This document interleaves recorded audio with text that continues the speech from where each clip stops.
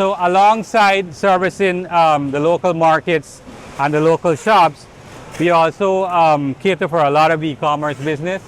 So in this building, about 80% of the business is e-commerce. So this is our shipping department. So on average, we ship about 4,500 to 5,000 packages a day. Wow. Okay. All right. Extensive line. Drive, for example, you guys, what is your... Row, move, row, walker. Yep. So that's a reasonably extensive line as well. For TYC, for example, it's smaller, where you have alternator starters, radiators, and condensers, and that's as far as that goes, right? But some other lines, so it depends, and it also depends now from the vendor which warehouse is coming from, because in some cases now Drive might have a technical warehouse which only sends and packs shocks, but also then they might have consolidation centers too. So it all depends on the vendor and how they cater to our needs. Typically what I would like is the separation by storage media. So that way I don't have to separate. How it would be if it's stuff for traditional, it's already separated from the vendor and I just send it there. If it's auto store, same thing, and then if it's geek, it's the same thing. That's something I'd love to work on as well too. So, any other questions? These robots, how much can they lift? That's a very good question. Yeah, I'm watching this one over here. Right. Obviously, So like that pallet. this is the middle class robot. Okay. The model number is a P800 and it can actually lift up to 2,200 pounds. So you also asked how many of the geek frames we have. So we have about 1,400 of those frames. And again, it wraps around the entire, so because you guys are on the VIP tour, you will be able to see that. I'll bring you guys upstairs to the auto store where you can see the activity from the auto store grid. And then you'll get a reasonable bird's eye view of the warehouse. Thank you. All right, any questions so far? All right, so next up we're gonna go to geek picking. And we're gonna go back the same way we came. Okay. You need me? No, I'm going. All right, thank you. Yeah, You I had a did it. big one. I know. A big group. I know. Yeah. I took time on that one. Enjoyed it. You too. Thank you for coming in. I'll see you more. Call me. I hope the kids had fun. Yeah. Good. Call me if anything. All right.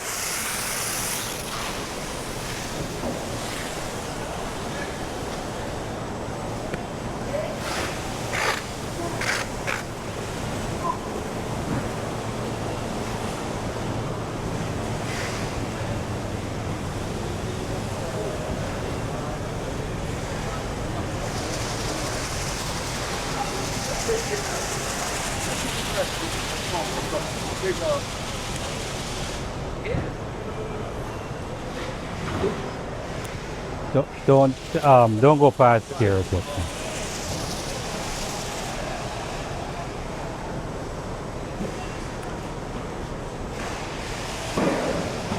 Okay, so one of the things I neglected to mention earlier, anywhere on the floor that you see these markers or these labels, is the actual Geek Plus grid.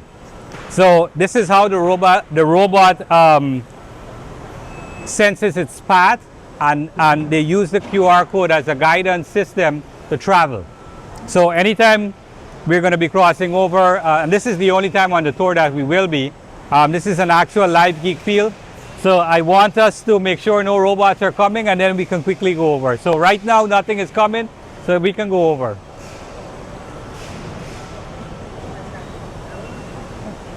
Come on. Yeah, I'm not eating the stuff in my warehouse.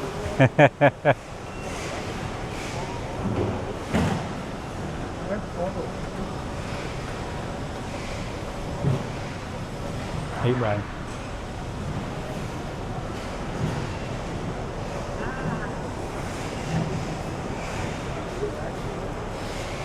So when you sort wrap, that's headed for a certain location? So the taller frames are the locations. So that is the warehouse. So we zone it and everything on those frames. The shorter ones, we created a task list for AutoStore to actually work its algorithm to put it away in what we call the induction tunnel. So So this is stacked for... this is the warehouse. Those are all picking zones, live picking zones. So So that's not packed for a customer or anything. That's no, that's the warehouse. stored. Right. Does that stay there or does it move around? It moves around. How do you find it? So everything has a name. Where'd you put it? Everything has a name. my God. And again, based on the system, the algorithms and stuff like that, the system is pretty smart.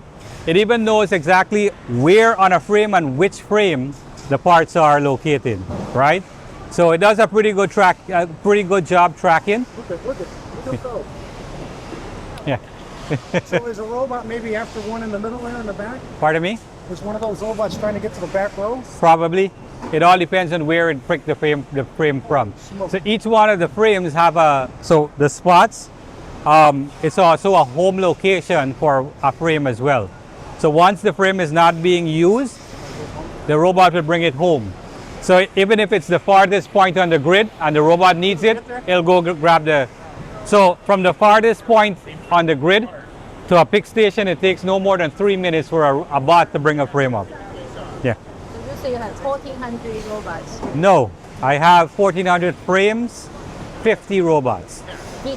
50. 50. All right.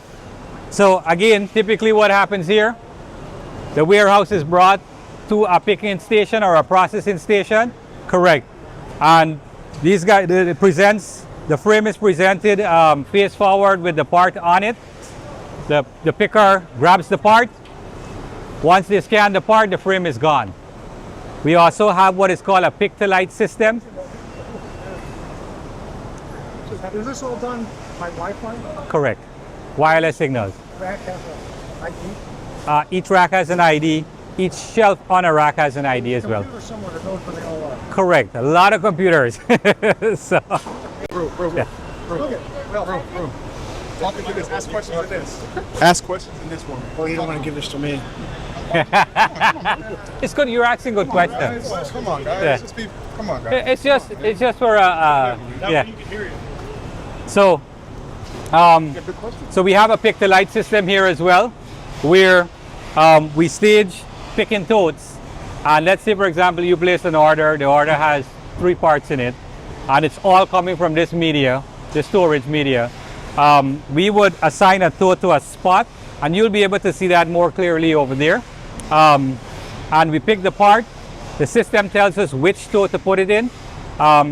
If I have more parts to put into that tote, it stays blue, or the color we program it to be. For us, it's blue. If the order is complete, it turns green, and that signals to the operator that they can put a tote onto the conveyor, and it's gone. So who loads the racks? How do the racks get So loaded? that's why I was saying over there on the DCI center, that's where the racks are loaded. Those guys are loading the racks? Correct. Are they loading them randomly, or are they trying to keep stuff together? We try to keep stuff together by family grouping, by density, because again, we don't want to put all heavy stuff on one frame to cause a fall over or these kinds of things. So we have to balance the frames, but I try to do it as best as I can through family grouping. So that's something they learn on the job. Correct. Correct. Do they know where the cart's going? They don't know. They don't know where on the grid it would go. Wow. Also, at a high level too, the system also can recognize like the velocity movement of parts. So like if parts are faster or more in demand, they store it in the front end of the grid, and the slower moving parts, they actually are stored on the farther parts of the grid. Same thing with the AutoStore Cube as well. So the AutoStore Cube, so we can go over here and we can talk about AutoStore. Sure. Yeah. Oh, any other questions on Geek so far? So for box sizing, I know you said keep around medium sizes on here. Is that anything to do with like our cataloging data of if I send you part number 1, 2, 3, 4, 5 and the box is 20 by 30 inches, does that have anything to do with how you unload it, or? Absolutely, yes. Okay. So based on the size of the parts as well, our system determines which media we'll be using. If it'll be traditional, Geek, or AutoStore. Okay. So we have to flag it for that specific media before we actually put it here. So the data we send you, Correct. very important that it's Very, very important. And Gotcha. almost, if not all of our parts, most of our parts we have the DIMMs on it. Yep. So I'd like to think it's the, so we'll stop here. But we'll actually go over to that station because nobody's here now. Yeah, the DIMMs on it, because again, for the storage requirements. So, for example, so auto store now. So, for storage and picking, this would be my choice, but it has a caveat, right? So my choice because of how efficient the system is. I neglected to mention over there, so traditional picking and puts, we average about 35 pieces per hour. For Geek, you can actually pick about 60 and upwards an hour. All right, so it pretty much doubles your productivity and efficiency. For auto store, so let me introduce auto store. So this basically, it's a big giant cube that has about 85,000 totes in it. There's no aisles, there's no walkways. It's just a dense cube with totes stacked right next to each other, on top of each other. It goes up about 16 high, and we have a grid on the top with robots that actually run on the top and fishes out the totes and brings it to the processing center as well. Because this is the VIP tour, you guys will get to go upstairs and see the auto store grid on the top. But if you notice on the top, you can see the robots, they're fishing the totes down and even bringing them back up. So I did talk to you about the pick-to-light system. Hey. So the robots bring the totes. Come on in, guys. Sorry. So the robots bring the totes, drops it into the channel here. On the bottom here, there's a carousel with 3 totes each. So technically, as an operator, he should never be out of a tote. So it's always on a revolving carousel. Once this is gone, another one would present itself. And these 2 bots on the top, they constantly are bringing and taking back up totes. The pick-to-light system now, the part number presents itself on the screen. The light shines on the exact compartment that we need the part. We grab the part, we scan the part, verify or and validate the quantity, and it will tell us which one of these positions for the totes to put the part as well as the quantity. So we would scan the part, drop it into the tote. As I was explaining earlier, if this light turns green, that means this order is complete. He just pushes it over on the conveyor and it's gone. If there's no other parts from any other storage media that needs to be bundled or put together with that order, it will go directly, for your case, it will go to dispatch, or it would, if it's a shipping order, it will go to the respective shipping line. Any questions here? How does the part get off the rack? How does the How does the part get from the rack to the bin? from the rack to the bin? So we skipped that part. So that's what I mentioned earlier, that we have an auto store induction tunnel. So that's where, so operators actually take the parts off the cart and put it into the system. So there's people inside. Correct. It's on the other side of auto store. We didn't go down there because the walkway is kind of narrow, and I want you guys to be safe. All right? So what to put in the blue tot and what to put in the red tot? Pardon me? What's the difference? You put the stuff. So blue is Blue. e-commerce or shipping, E-commerce. and the red totes are for the local market or for the hot customers. All right? prioritized over the other. Yes, the hots are the priority because they're, so for shipping, we have time crunches, yes, but the pickup happens at the end of the day. The shops, the local shops, I mean, you can talk on that one. You guys need your part right now. Right, absolutely. Right? Because if the car is up on the lift, that's costing them money. Yeah. Right? Any other questions? Oh, he scared me. Yeah. It looks like a robot too, doesn't it? All right? The whole thing is the robot inside. We'll go up there and see that now. Like I said, this is the VIP tour. We were skipping that one earlier. You're working hard today, man.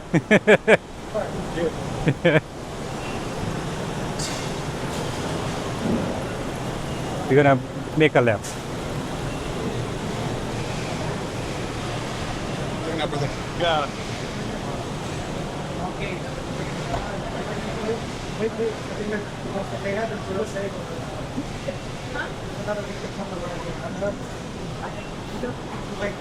So Yeah. on that side of the building, we actually, and they have to answer. So again, it's self-sufficient in the sense that it does inventory as you use the system too. It's interesting. Yeah. So, any other questions? How many parts you gonna have? Oh boy, SKU count. SKU count is, I don't want to tell you that because I might give you the wrong answer. Changes. The last time, I think, and from an educated guess, I should know this number. I really should.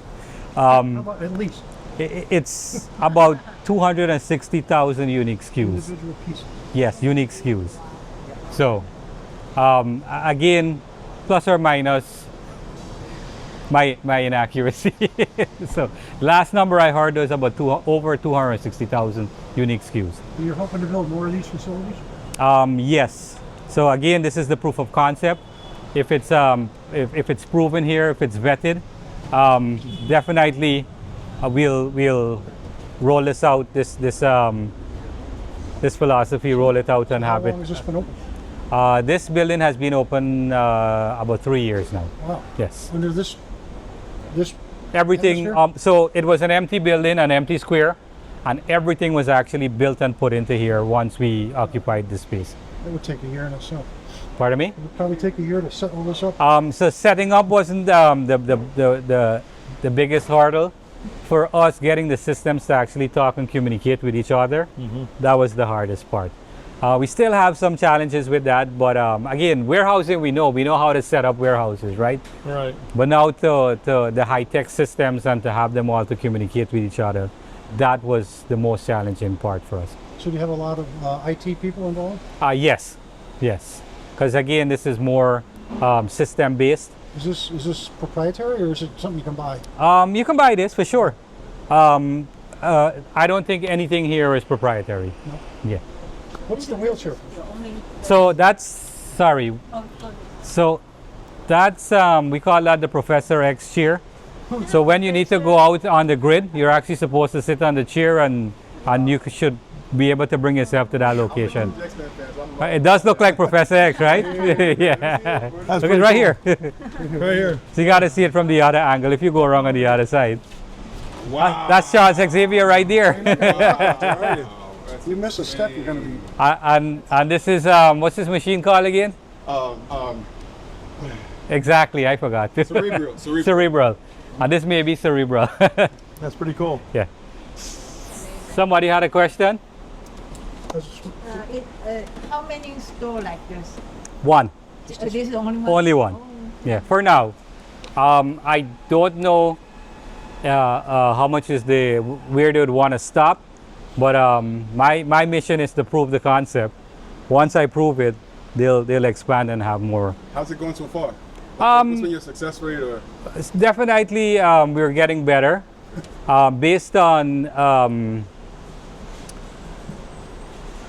Based on initial projections, we haven't accomplished that as yet, but there's a constant growth that is definitely happening every month, almost every week, every day. what have been some of your? What's the main challenge that you're looking to overcome? The main challenge that we can overcome. So right now is actually to get more volume in the building. Battery's dead. Oh. Switching angles. Oh. I got work to do. So right now our biggest challenge is to get more volume in the building. Yes, More volume. more More volume. space. No. The So volume, yeah. so as in more orders on the e-commerce side to get again more business, more orders. So the building is actually built to do about in excess of 15,000 orders a day. Like I mentioned, we were about 5,000 orders, so we still have a ways to go. So with what you're equipped, you can definitely do that for way more volume. Correct. Like twice as much volume without a problem. Correct. If you did a lot, you guys did a lot of rock auto fulfillment. Um, This system really helps. So the system helps all of our customers. So absolutely, yes. What kind of setbacks are you seeing from the system? How is the system working against you versus like working with people? Systems, again, getting them to talk to each other, figuring out ways we can process or accomplish certain tasks. So for example, to our next limitation we have is Geek, for example, it's proprietary in the sense that our access level is not 100%. We actually need the Geek vendor to perform a lot of the tasks for us. For example, to take one of the frames completely out of the system, we were unable to do that ourselves. We actually have to get on a call with Geek, and they actually have to do it. So it's proprietary. So in that sense, yes. So we buy the license from them, but we don't have full ownership, so to speak, or controls of the activities and you know what I mean. Yeah. So earlier you said these machines don't get sick, they don't fall out. Yeah. Are you missing the human aspect as it fades away, or are you enjoying the new system? Me, because I believe in people. We can have, this is my own opinion, we can have as much machines as we want, but without people, I don't think we can be as successful. So I still need people to help me operate the machinery and the equipment, and I believe that still the human element is still our most important resource. Trick question. You're a people person, but you get the opportunity to eliminate all people and make a fat check, the check that you really, really want. What are you doing in that instance? Of It's course, a technical question. so, and I'll be honest, because I guess human ethics will dictate my decision. Of course, I'll make the fat check, right?